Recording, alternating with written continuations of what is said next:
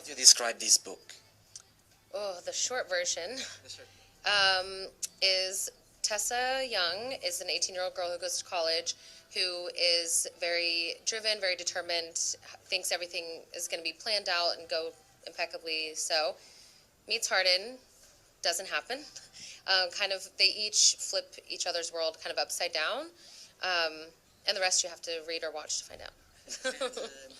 Did you read the book? Did you read first the book or the script? I first read the script. I think I read the book while I was on a plane to LA. Yeah. And you? I read the script, and the book is from Tessa's perspective, so some of the information about Hardin would be slightly warped, and we had Anna on set every day, so she was kind of my guide. And yeah, I watched the film a matter of days, or I think a week ago, because we've been so busy. Only seen it the once, we haven't had time to watch it twice, so... And then I'm looking forward to reading the book, but we need the time. How do you describe Tessa? I'm pretty similar to how Anna described her. She's an 18-year-old girl. She's grown up in a small town with it being just her and her mum, and she's driven, she's dedicated, she loves literature, she's very studious, and yeah, she's a little, I don't know, she feels like everything in her life is under control, or that it has to be under control, and that I think that and her identity changes a bit throughout the course of the film and the book. And the hero, how do you describe Hardin?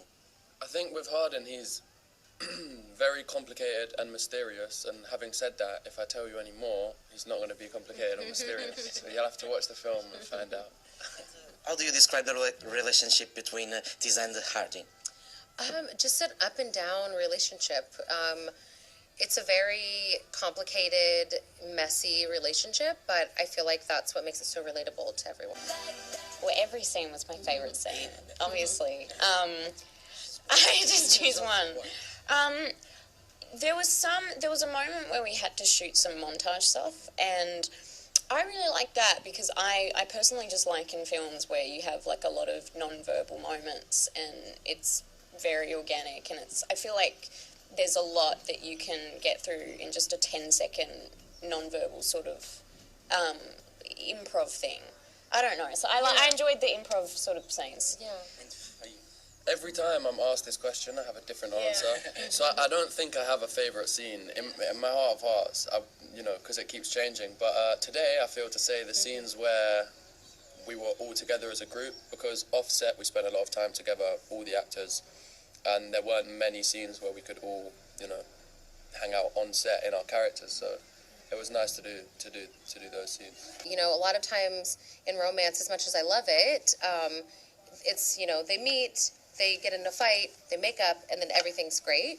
And with After, it's just like a roller coaster. It's not one fight, it's a cycle of fights until they break the cycle. And I feel like it's a more realistic portrayal of a relationship. What surprised me? I mean, I think I just liked that it was a sort of messy and a complicated romance, and I felt like it was a far realer representation of what a lot of teenagers go through. And you, what surprised you the most? I was going to say, I think the realness of the characters and the story, it feels very